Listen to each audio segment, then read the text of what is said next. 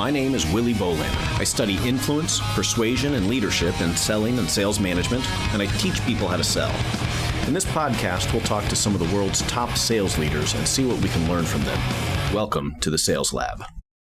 This episode of the Sales Lab is brought to you by the 2021 National Collegiate Sales Competition, a virtual sales recruiting event and role-play competition happening March 5th through 8th, and hosted by my undergraduate alma mater, the Coles College of Business at Kennesaw State University, just north of Atlanta, Georgia. Let me read a little bit from their website. The National Collegiate Sales Competition, or the NCSC, participants come from the most elite sales programs from universities around the world. The exceptional education, training, and faculty have collaborated to develop the next generation of sales leaders. In fact, I'm told there will be about 72 schools sending teams to this year's event, with each of these schools sending multiple student representatives. In other words, this will be a huge source for job candidates. What does it mean for you? Well, if you're a company looking to hire top sales talent, you need to be involved in this. Visit www.ncsc,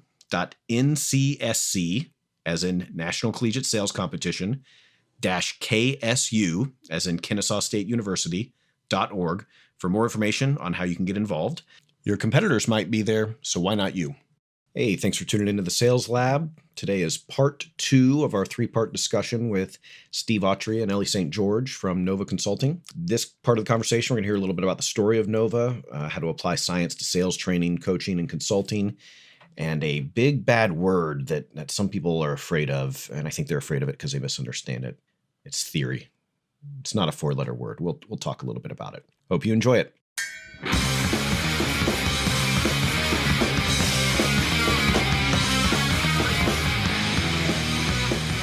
Let me maybe take a big step back because we kind of dove into the conversation, which is great. So I'm talking with Steve Awtrey and Elli St.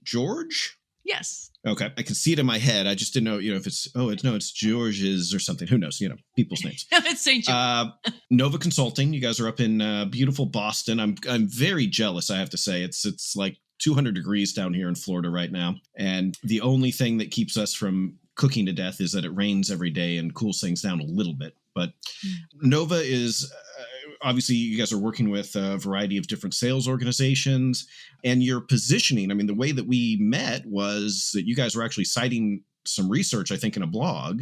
And then we kind of connected when I was in Boston a couple of years ago and got to talking. But talk to us about Nova, because it's kind of a unique, compared to some of the consultancies that I'm aware of, in that you guys do take what my research-based or scientific or systematic approach to coaching and training and consulting work. So let's take a step back and just talk us through what Nova is and what you guys do and why it's different. So we like to call ourselves an empirically based practice. So when we first launched Nova, we got in a big argument about, what are we going to tell our clients? And, some of the partners said, well, I'll just tell them this. And I said, well, no, I'll tell them that. And at the end of the day, the things that I was going to recommend were things that worked for me and vice versa for the partners. That got us down a path of really what works. So we went and we looked at just about every sales training methodology piece that was out there. And we found that there was not a lot of consistency and agreement. There were some things, but not enough to do what we thought would actually build and sustain a coaching and training organization. So that's when we, it's like, I've always been like, what's the source? Where does all this come from? Somebody just didn't just do it and write a book about it. There has to be something. Well, a lot of it was, this is what I just did. And they wrote a book about it. But we found people like you. We found researchers who'd actually gone in and done research around sales performance. And guess what? It got cited and it got published again, and the science built on the science. So it's like, aha, that's stuff that we can say because it's been proven. So, and then we expanded from there. We started, we moved out from just looking at sales performance to the human that's involved in that transaction. So all of the sciences around human behavior, we focus a lot of time on decision and influence science. So we spend time looking at motivation, human communication. So all of the things that we use in the practice to coach, and even our coaching methodologies, are all scientifically based, and we use vision-based coaching, which is a well-researched and cited methodology for coaching that improves coaching outcomes for both the coachee and the coach. So we like to say we're empirically based, and we think that gives us a leg up against others that will come in and say it'll be more anecdotal from that world. So we like to jokingly say we show up with charts and graphs and research to back our work up. And so that human side is where it's what we call below the waterline. It's stuff that most people don't look at that we bring into the conversation. And what we found is unique about that, in addition to the way we look at it, is how well it integrates into what you're already doing. So we don't go in and say, stop what you're doing and now switch and change this process. We are able to integrate into what you're doing these ideas, these theories, these concepts, these practices of how humans work. What has sales performance research taught us that you should be paying attention to? An example that I like to use, I think it was either you or Chris Plouffe or one of you guys mentioned transparency was a big performance booster. And we like thinking about it like transparency. What do you do that? It's like, and everybody uses it now, but a CRM, like if everybody's keeping their sales stats on an Excel spreadsheet that's not visible to everybody, that's not going to help you improve performance. So be transparent. So I think that the fact that we're research-based, that we pay attention to it, we're constantly upping our skills, and we see that it's different. And we know that the sales landscape has changed, and it's been changing for a while. We see how sellers have fallen behind buyers, and buyers are just they bring their consumerism into their buying, right? So they're used to jumping on their phones like the rest of us and making, doing their research and making purchases, really frictionless purchases. So now they're come into the work environment and they bring that same mindset. So sellers have to adapt. And we're finding that older ways, the more traditional ways, are just not helping. So we see adding this component, this aspect, has really helped. And you guys use a word that in some circles is sort of a bad word, a word you don't say, especially, the academic perspective, at least to consulting, is if you are talking to a potential client or meeting with a company, that you should not say this word. But every time I've talked to you guys, I've heard you say this word. And the big bad word is theory. But you guys talk about theories with me, with your clients, presumably. What is theory? And then why is theory important in selling, sales management, coaching, these sorts of things? So my background's in psychology. So theory, I've been reading theories. Oh, Lord, even before I even got into college, I was reading psychological theories. And so for me, I know that if something gets, if there are studies that replicate an idea, I'll use social penetration theory as a great example because it's got theory in it, right? So social penetration theory basically talks about how we reveal information to one another and that it happens a little at a time in layers, right? Okay, that's great, but what's valid about it? And so what's really good about the theories that we look at is that we spend time vetting the research. Is this theory someplace else? Does it hold water? How long has it been talked about? So when we think about theory, we don't. It's not theory like it's a wild stab in the dark kind of thing. Mm-hmm. This is likely what people do. And there are times where I can sound very much like the psychologist and say, well, it seems, because there's this scientific part of me that says, well, I can't say it's 100% because nothing's ever 100%. People are far more unpredictable. Despite their predictability, there's still that moment of oh, you're going to find that outlier. There's going to be that one person that'll do the other thing. Yeah. So, and one person will experience that and then come back and tell you that the entire theory is garbage because one time out of 10,000, this other thing happened. Right. Exactly. The fallacy of sample size, right? So the research we use is the thing that's most likely to happen, I guess, in the most vernacular way I can put it. But the cool, take social penetration theory. One of the really interesting things is that we know this from actual conversations. People reveal information. They've been doing studies on online conversation in which you don't actually see the person you're looking at. It's their tweets, DMs, posts, that sort of thing. And what they're finding is that people still reveal information in the same kind of layered progression, which is really fascinating. It's like, well, this is most likely how people are then. So when you hear us talking about theories, and we bring them to our clients, we do listen to our clients and figure out, all right, maybe telling them the name of the theory might be the most effective delivery.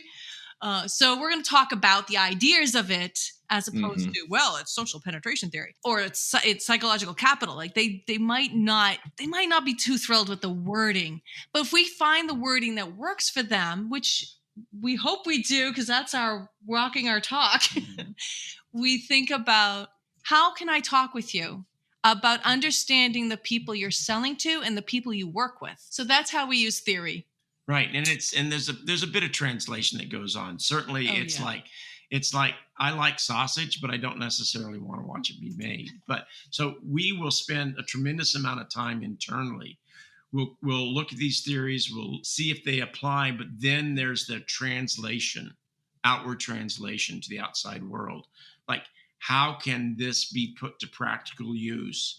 And what does it mean in English, right? How can we just make it comfortable? And we take the work that you and your colleagues have done on the research side, we take it in and we try to do our own level of validation, but then there's this translation out. We're just making it more consumable. And the word theory doesn't get dropped in as much as we talk internally. We talk to them about, this is how people communicate. And if you relate it back to somewhere where they can personally identify with it, like to explain social penetration theory, how you met your spouse, your girlfriend, your boyfriend, right? So everybody can relate to that early conversation, like, I found out where they lived. And then, after I knew him for a while, it was like, well, what do you think about that? And then, after a while longer, we were talking about really deep stuff. So it's human behavior. And if you tee it up in those terms, it becomes much more consumable. Yeah. Well, I talked to my students about this in my sales management class, and your description is, I think, exactly how I would describe it in most cases, right? That there's this perception that a lot of people think theory just means a wild guess, maybe a hypothesis, maybe an unproven, unsubstantiated idea. And there are multiple uses for it. And certainly there are some differences in the way it's talked about in like the hard physical sciences compared to the social sciences. But I try to, and some experts, some of my colleagues might say, oh, no, you're confounding models and theories and, you're not being very precise. And that's fine. I'll accept that. What I try to get them to understand is that when we're talking about a theory in terms of something behavioral, in terms of, selling or anything that you'd be doing in your day-to-day life, we are not talking about a wild guess. We're talking about a simplified model of reality that helps you perform a task. And almost always, again, speaking of behavioral theories, almost always it's going to be a process-based thing, right? It's going to be step 1, step 2, step 3, or here are the 4 categories of whatever that you need to understand, right? So it's process-based, it's simplified, it's not meant to be precise, to your point. Is it going to work every time? Absolutely not. But is it going to work enough of the time that it makes it valuable to have in your toolkit and to understand? Yeah, absolutely, right? And there's an old quote, I think it's from a gentleman named George Box, that all models are wrong, but some models are useful.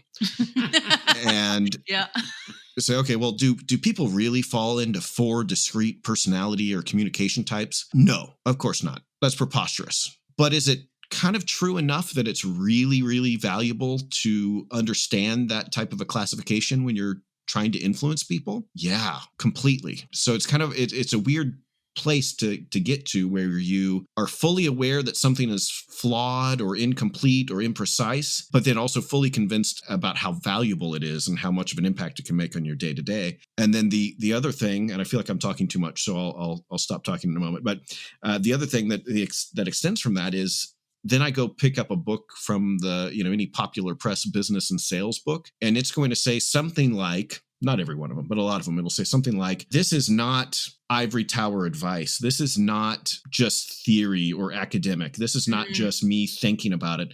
I'm going to tell you the reality of how this is done, how I got from point A to point B, how I grew my business, how I made this big sale. But it's not a theory, but here's how I did it. I use these 4-step process that I call, whatever. And you go, well, wait a minute.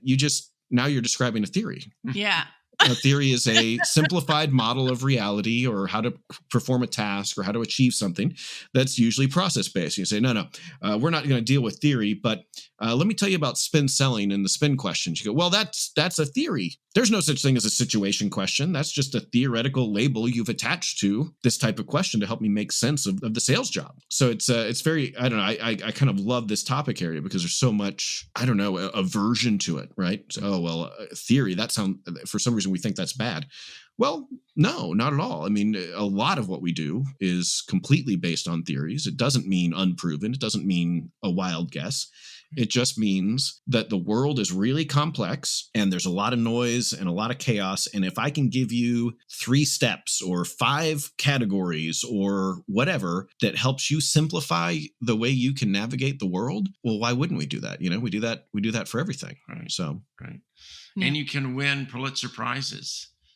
Theory, right? Yeah. So theories win prizes, right? So there you go. But yeah, I get quite defensive and ornery when I hear people say, well, that's just a theory. That doesn't mean anything. Like, well, I don't think you know what a theory is. Let's take a big step back. Right. So some of the big theories that you do use are social penetration. What are some of the other things? Yes, in and around prospect theory, more specifically the work that Daniel Kahneman did with Tversky. There's influence. Yeah. Yeah. Yeah. A lot of work on influence. Work. Cialdini's work. Right. Yeah. Yeah. I mean, right. salespeople are always looking to influence the decision. So how do you influence? Right.